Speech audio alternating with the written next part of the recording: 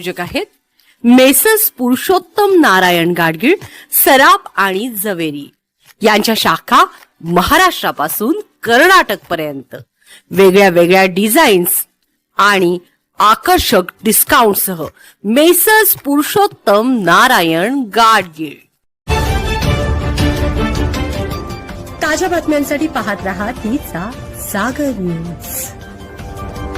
शरद पवार, अजित पवार आणि सुनेत्रा पवार यांच्या भोवती सध्या राष्ट्रवादी काँग्रेसमध्ये मोठ्या राजकीय घडामोडी घडताना दिसत आहेत। अजित पवार यांच्या जाण्यानंतर अवघ्या 3 दिवसात सुनेत्रा पवार यांच्या उपमुख्यमंत्री पदाच्या शपथविधीची चर्चा सुरू झाली। त्यावेळी शरद पवार यांनी एक महत्त्वाचा मेसेज दिला होता।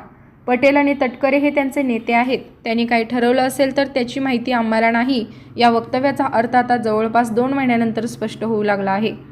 त्यावेळी पवारांनी हा अपघात आहे, त्याचं राजकारण करू नका असे सांगत विषय शांत करण्याचा प्रयत्न केला होता। मात्र जे विधान झालं नसतं तर अजित पवारांच्या घटनेवरून मोठ्या राजकीय वादळ उठले असते, अशी चर्चा आता रंगू लागली आहे। राष्ट्रवादी काँग्रेसमध्ये 2 गट तयार झाल्याचे चित्र आता स्पष्ट होत आहे। गेल्या काही दिवसात सुनेत्रा पवार यांनी आखलेल्या टाईमलाईनमुळे पक्षात हालचालींना वेग आला आहे। अलीकडेच सुनील तटकरे यांच्या उपस्थितीत झालेल्या बैठकीत सुनेत्रा पवार आणि छगन भुजबळ एकत्र दिसले। या बैठकीचा फोटो समोर आल्यानंतर राजकीय वर्तुळात चर्चांना उधाण आले। यातून असा संदेश दिला जात असल्याची चर्चा आहे की प्रफुल्ल पटेल आणि तटकरे यांचा दीर्घकालीन राजकीय डाव फार टिकणार नाही। पार्थ पवार यांच्या ट्विटनंतर परिस्थिती आणखी चिघळली। या घडामोडींमुळे देवेंद्र फडणवीस यांच्यावरही अप्रत्यक्ष दबाव आल्याचे बोलले जात आहे। शरद पवार यांच्या राज्यसभा निवडणूक बिनविरोध होण्यासाठी भाजपचा पाठिंबा होता, अशी ही चर्चा राजकीय वर्तुळात सुरू आहे।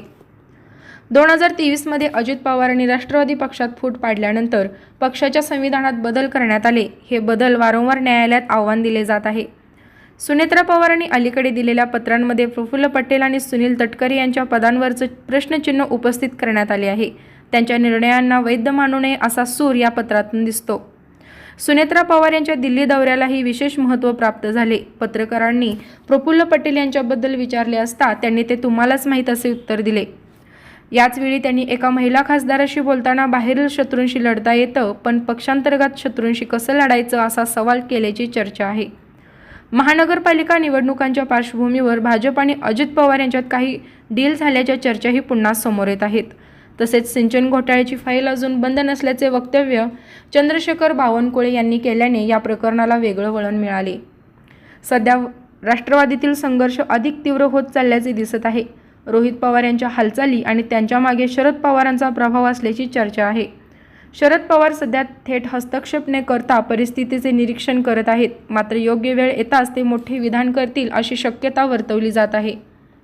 राष्ट्रवादी काँग्रेसमधील अंतर्गत संघर्ष आता उघडपणे समोर येत असून सुनेत्रा पवार, तटकरे आणि पटेल यांच्यातील संघर्षामुळे पुढील काळ मोठे राजकीय बदल घडण्याची चिन्हे दिसत आहेत। ब्युरो रिपोर्ट तिचा जागर।